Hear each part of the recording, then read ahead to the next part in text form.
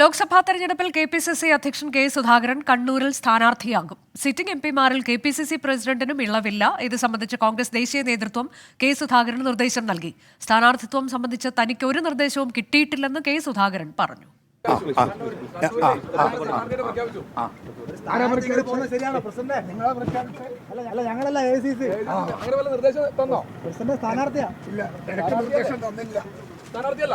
എനിക്ക് നിർദ്ദേശം കിട്ടിയില്ല.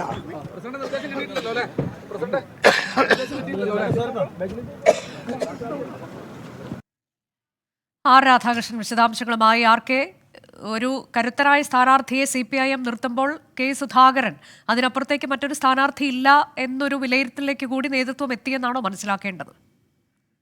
കോൺഗ്രസ് ദേശീയ നേതൃത്വത്തെ സംബന്ധിച്ച് ഇത്തവണത്തെ ലോക്സഭാ തെരഞ്ഞെടുപ്പിൽ കേരളത്തിൽ നിന്ന് സാധ്യമായ പരമാവധി സീറ്റുകൾ സംഭരിക്കുകയാണ് ലക്ഷ്യം.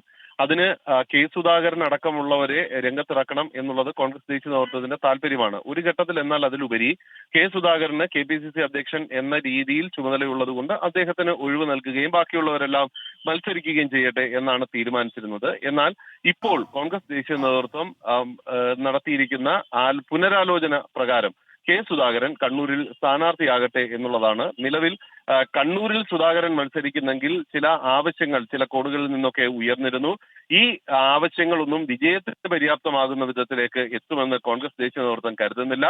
മാത്രമല്ല, സംഘടനാപരമായിട്ട് ഇപ്പോൾ കോൺഗ്രസിൽ നിലനിൽക്കുന്ന സാഹചര്യങ്ങളുടെ അടിസ്ഥാനത്തിൽ അത് VD സതീശൻ കേരളത്തിലും അപ്പം കെ സുധാകരൻ ഡൽഹിയിലും ലോക്സഭയിലും തുടരട്ടെ എന്നൊരു തീരുമാനം കൂടി കോൺഗ്രസ് ദേശീയ നേതൃത്വം കൈക്കൊള്ളുകയായിരുന്നു. ഇതിന്റെ അടിസ്ഥാനത്തിലാണ് ഇപ്പോൾ ഈ തീരുമാനമുണ്ടായിരിക്കുന്നത്. എന്നാൽ ഇതിന് ഈ സുധാകരൻ സ്ഥാനാർത്ഥിയാകുന്നത് അദ്ദേഹത്തിന്റെ KPCC അധ്യക്ഷ സ്ഥാനം നഷ്ടമാകും എന്ന വിധത്തിൽ ഒരു സൂചനയും കോൺഗ്രസ് ദേശീയ നേതൃത്വം നൽകുന്നില്ല.